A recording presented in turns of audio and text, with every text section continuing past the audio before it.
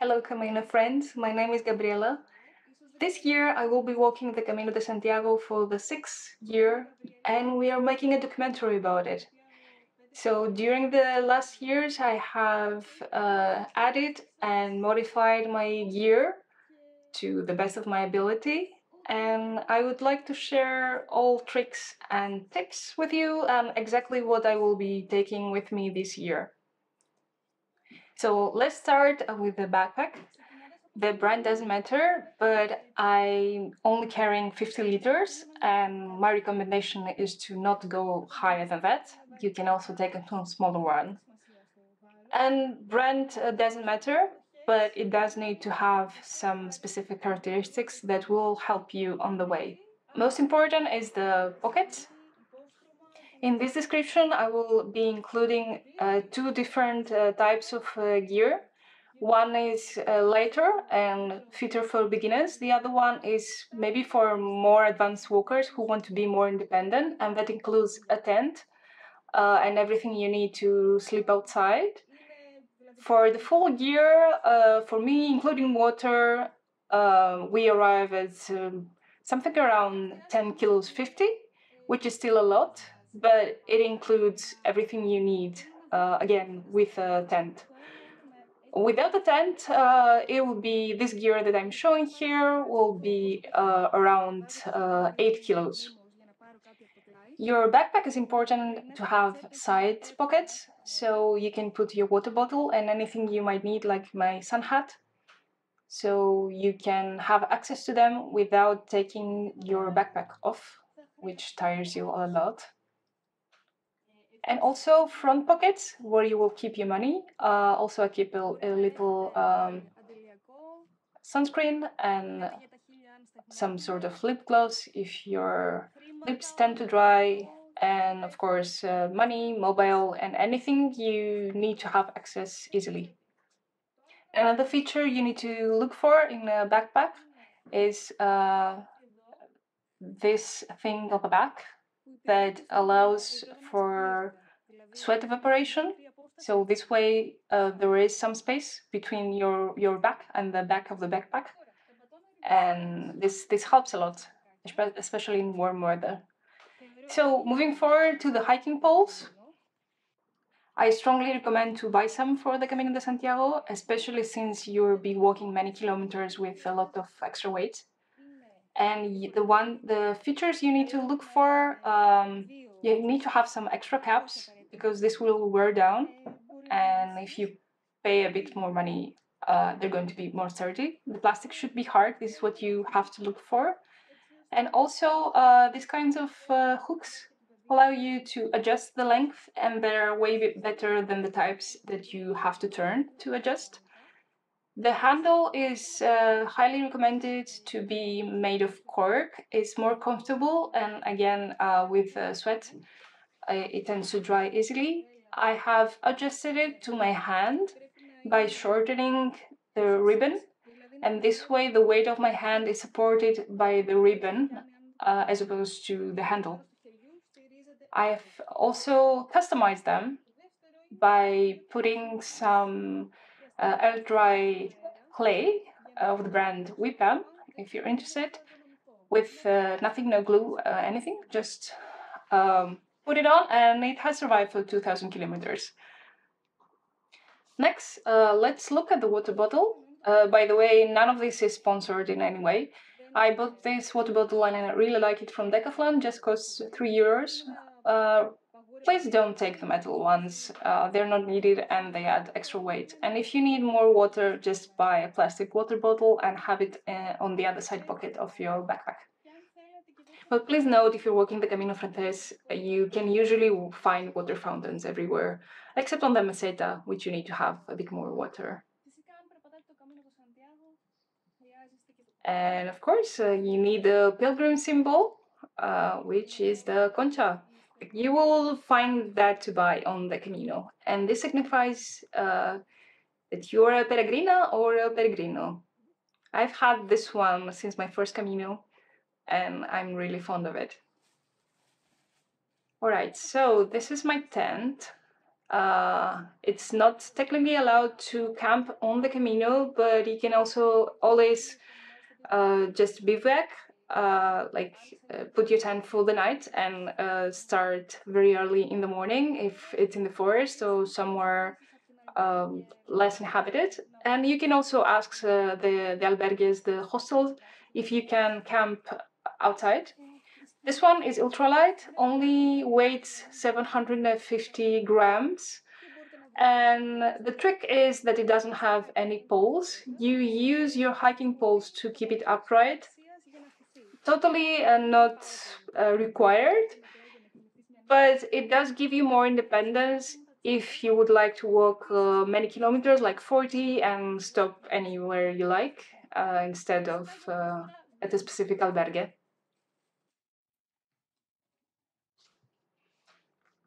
Next, I have this plastic container, also not obligatory, but it does help.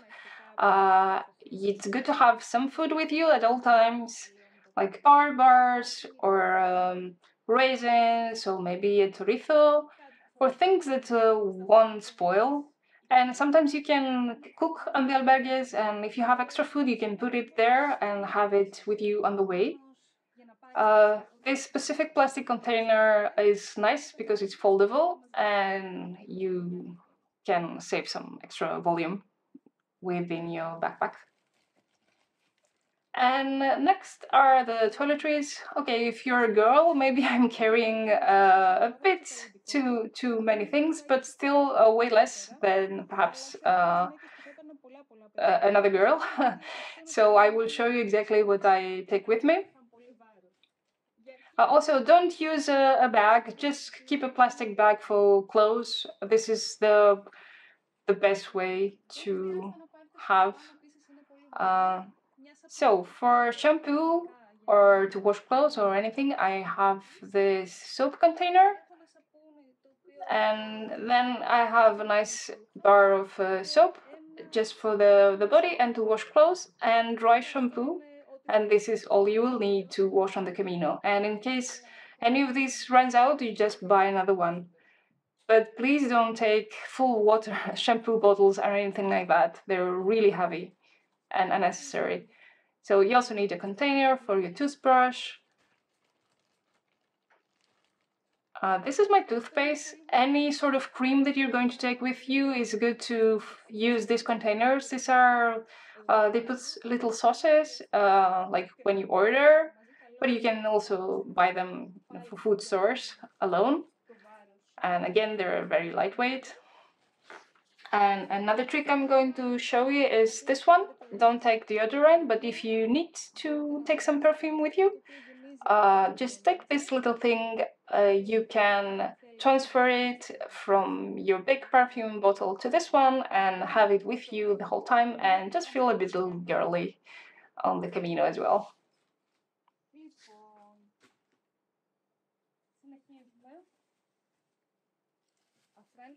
Next, we have the sandals. It's a good idea to have two pair of shoes, your hiking boots and the sandals. I like to switch between my shoes in the middle of the day and like switch my boots for the sandals when it gets really hot. And this helps prevent injuries and blisters. This, when it's hot, your feet sweat, and yeah, you get the idea. But please make sure that both your shoes are at least one size bigger. Mine are actually 1.5, and this helps again to prevent blisters since your feet are going to swell. Since I have a high arch, I have added this extra padding inside the sandals, and it helps distribute the weight evenly on my foot, so not all of it falls on the heel, and I have way less pain. And by adjusting my gear, I have been able to walk marathons, that is over 40 kilometers per day on consecutive days, and feel fine. No pain, no blisters, no swollen feet.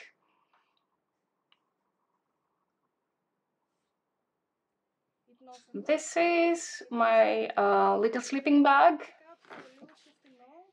this is not required either. Like if you're walking during the summer, it's really not required. You can just keep the silk liner with you. But this specific one is a bit more expensive, again, because it's very small in volume. You can, if you have a normal sleeping bag, you can also buy a bag for it and reduce the volume. This is a silk liner. Again, if it's summer, you can just take this one. It's like a sleeping bag, though you still go inside it. And it's warmer than you would think. And anyway, if you're colder, most of the albergues have blankets you can get for free.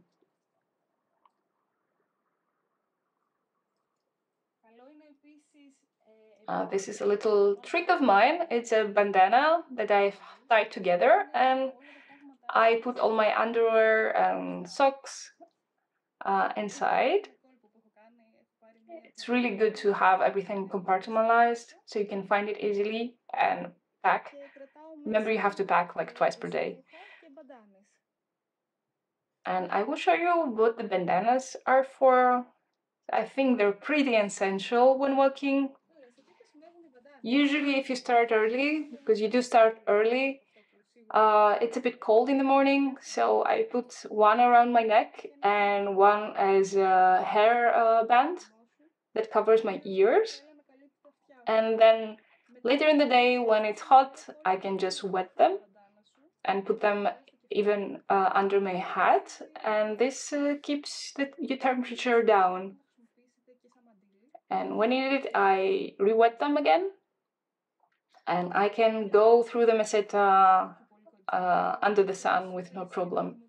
Also, you can use it, to wipe your sweat or... So regarding underwear, I also recommend to buy some technical underwear, for example, for running. Because again, these are very good for sweat evaporation, and they won't cut you anywhere, and they have some sort of antimicrobial treatment, which helps prevent skin problems due to friction, which are really annoying to have while walking. So yeah, highly recommend it. And the breast as well, try to have one athletic bra with an open back. 2 to 5 pieces each, like 2 pieces of underwear or 2 pieces of socks, or 5 is really all you need. So here on the back side in this pocket, I have everything I need for sleeping. It's good to have everything organized so you can find it quickly and put it in the same place every time in your backpack. This is my pajama. It's just shorts, a pair of socks, a nice cotton blouse that feels nice on the skin,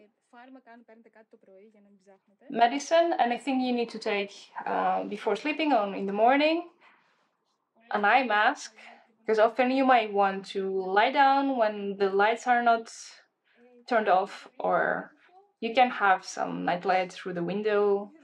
And of course, earplugs, very important for the Camino.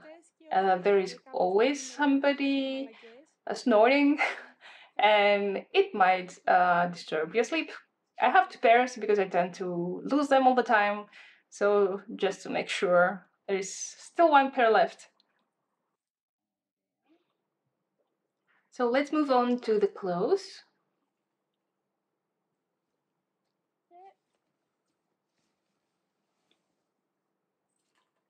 Again, make sure to have a pair of everything. I mean, you usually wash every second day, so just have 2 pairs of pants, 2 blouses, etc. Or at the most 3. You definitely do not need more. You don't necessarily need hiking pants. I will show you the 3 different options. Just whatever it is, please make sure that it's, again, technical clothing, like sportswear, and it can survive friction because I did have this experience of walking at least a week with ripped pants, and it's not very pleasant. So also check for sweat evaporation and everything works and you can move freely in it. You can move your legs, raise your knee, etc. This is another option outside of yoga pants, which are proper hiking pants. And these have the advantage of detachable sleeves. And this way you have pants and shorts 2-in-1. So if it's hot, you can easily convert them while on your walk. And also with this, make sure to take a belt because you're going to lose weight while walking, and these ones were going to sag. So believe me, a belt is necessary as well. And then we have the hiking blouses. Again, they don't need to be expensive. They just need to have good sweat evaporation, and of course, they shouldn't be made of cotton. This is the worst. It keeps all the sweat in, and it also swells. So just visit Decathlon. This is what I usually do, and find some cheap sport blouses. And also make sure they're not very open on the neck, so you don't get sunburned. And then you also need a lightweight jacket or windbreaker when it's a bit colder. And for the afternoon, I like to have a dress. You can wrap in multiple ways, just so I can feel a bit more girly. Because you usually want to visit towns or things, but just one afternoon cloth is more than enough. And let's move on things you can use to take care of your feet and other things to take care of yourself. First of all, a sports towel, really essential because you can see how small it packs, and this is like a full-size towel, especially if you have long hair, like you really need a full-size towel. This one is a little gadget I've had for some years and I find it really, really useful. This is a foldable bucket, and you use this to put your feet in whenever you stop, and you can ask for the cafeteria for some ice. And this helps the swelling go down. Again, if you have some injuries or blisters, to disinfect, you just put some salt in the water. Just ask the albergue owner or at the restaurant for some salt, and it will do the trick.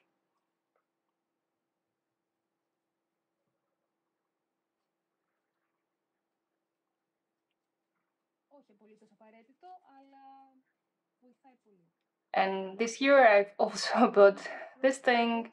It's just to put ice in it, and it's waterproof.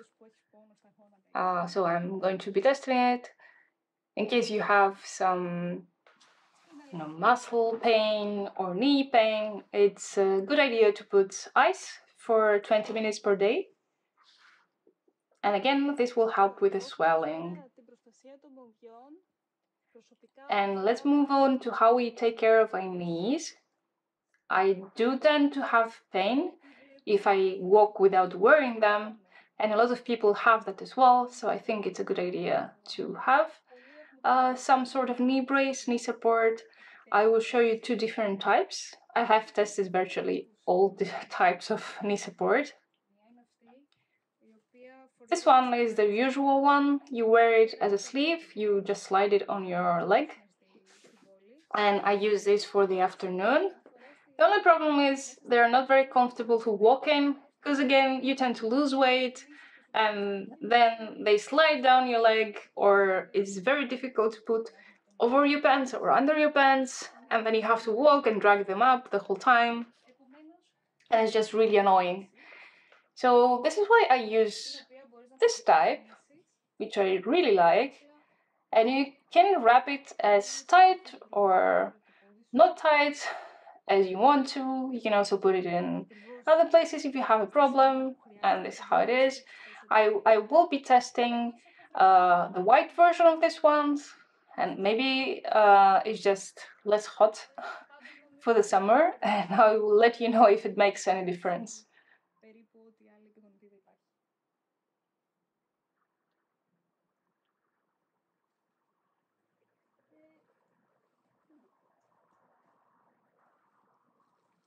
Now moving on to the medicine and pharmacy, first aid, and anything else you need. To prevent blisters and to have less friction, I use that cream I just took out. This one. It says for piernas cansadas, which means for tired feet. It has menthol in it. You can just buy it in most of the supermarkets in Spain for something like €2, or maybe you can find a different version in your hometown as well. I don't use Vaseline. I've used this for like 2 or 3 years, and I think it's the best. It also gives you a feeling of cold. So if I stop to take care of my feet midway, I would first put this cream on, and then the spray I'm going to show you, and then maybe change socks or put the same socks on, and it really makes a difference with the pain. So this is what they use in sports if you have any injuries, like you instantly feel cold. If you have pain, you just spray the underside of your feet. You can find that in pharmacies. Now for the medicine, I highly recommend you have some magnesium tablets. This will prevent cramps, and if you have them, just take one and they will stop pretty quickly. And you definitely need something to take care of blisters or to prevent them. Please do not buy Compete. Compete is not to put on blisters. It's very dangerous. If you do put it on blisters, if they are infected, the infection will go towards the bone. And I've seen a lot of pilgrims have to go to the emergency room and stop and maybe have 6 months therapy to save their toes because it put Compete on the blister. So like Compete is good when the skin starts to rub and before the actual injury. So this kit you can find in Spain, and it has the same kind of thing like Compete, the one I'm holding on my other hand. They are called hydrocolloid, I think, plasters, and you're going to put them where you feel a blister might form when the skin is red, and also it's good because they come with some little scissors that are rounded on the front side, and you can take them on the airport. And I also use these plasters that I've added, and you can just cut them exactly to what you need. And then of course you need 1 or 2 needles, again 2 because I might lose the one. And this is how you're going to, this is a protocol way to treat blisters. And I've learned this from nurses that have been walking the Camino. First, you need to disinfect the needle. You can also use the little cologne sprayer that I had before because it has alcohol in, some dental floss because it's already disinfected. And this is what you're going to use to thread your blister. So you put this in the already disinfected needle and you go like this. So this is a blister. You insert the needle like this, so parallel to the blister, and then you leave the thread out from both sides, and you leave it there for as long as you can, like 2 or 3 days, and the liquid will slowly drain with no infection or whatever. After maybe the first night even, the skin on top will become hard, and you won't have any problem and at that specific point until the rest of your Camino, and no pain and no nothing. You might also want to have some sort of antibiotic cream if you have a rash or something, anti-inflammatories, like something like ibuprofen. or Brixin for something stronger if you have strong pain. And then for the last thing, it's good to have a spork, like a tool that's a spoon and a fork at the same time, or just a wooden spoon if you need to eat out of the can, if you buy something from the supermarket. Okay, so then we move on to the rain cover. This is a poncho. It goes over you yourself and the backpack as well. It looks ridiculous.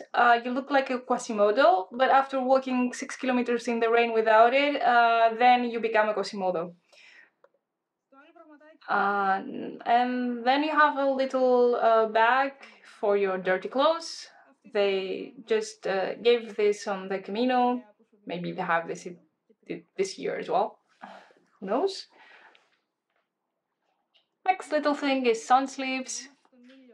I use it when it's very hot, so I don't get burned on this side of my hand, and you can also wet them, and they will keep you cool, especially when walking through the meseta. And this is really useful. I bought this on Decathlon as well. You roll it under the soles of your feet, and they really take away the pain after all this walking. And for me, it's really worth the extra weight. Now, for the women out there, when you're on your period, I feel I really have to cover this as well. I do suggest a Luna cap or something similar that you can wash because you feel comfortable while walking. It doesn't rub everything, like you do barely feel it. And also some waterproof underwear for the night, as well as a cotton pad that you can rewash for the night. That's it, you don't need anything else. Whoop, I did forget something, just a little thing. You might need to add these elastic straps to your backpack if they don't already have them, and some cloth hangers in case you need to dry your socks or clothes while walking. And the most important things are, of course, your hiking boots. And we'll see what characteristics they need to have so you can have a very comfortable and enjoyable Camino. But let's discuss socks because they're also very important and you have to buy them before buying the shoes. If you don't invest in anything else, please do invest in 2 or 3 pairs of technical socks. This one we have stitches along the arch, so there aren't any folds and they're really tight on your feet and nothing grabs anywhere. There's also sweat evaporation or perhaps some extra padding on the heel and friction points. And again, yeah, this is the most important thing maybe, surprisingly, socks and shoes. So try to invest in those. You can just buy perhaps the cheaper ones. They're just for running. You don't need something extra technical, but they should have the stitching as I described. Shoes should be 1 to 1.5 size larger because your feet are going to swell. And please make sure that they don't rub anywhere, they're comfortable. You can open and spread your toes inside the shoes and also raise them. The sole underneath should be really hard, so if you walk on stones, you shouldn't feel them, but the inside should feel really soft. You might need to modify them a bit, like putting inserts or a new gel band inside. This ones, they were recommended for the Camino, and this is why I bought them, but again, you don't necessarily need something very expensive. It's a good idea to study the way you walk.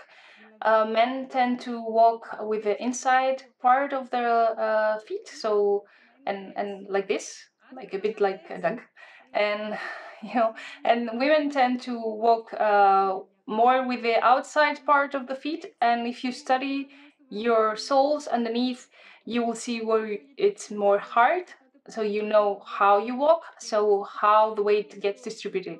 For example, I have a high arch, so most of my weight gets distributed on the heel, and this does cause inflammation, especially to Achilles tendon and the knees. And to prevent all these problems that I had on my first Camino, I use inserts just under my arch, and this way the weight gets distributed on my whole sole, the sole of my foot, I mean. And this made a huge difference for me. Like you can see, I have put another pad underneath, so the gel inserts, and I have an extra one under the heel. And the difference in this is that now I have been able to walk more than 40 kilometers on consecutive days over the mountains, sometimes with 12 kilos with more water, and I had no blisters, and the pain was really, really manageable. So it's a huge difference checking how your feet work, how you step, and where you might have blisters. And also something that I do, because my little toe tends to rub to the next toe, and this is a problem a lot of people have, and you tend to have blisters there. I have another silicone insert that either keeps my two toes separate, or another thing that I use as a sleeve on my little toe. And again, this prevents blisters. So just with a little bit of preparation, you can be virtually blister free for your whole Camino, no matter how many kilometers you're going to walk. So this is the gear I use. Please feel free to adjust it to your own needs. And I hope I will see you soon on the way. See you on the Camino. Bye!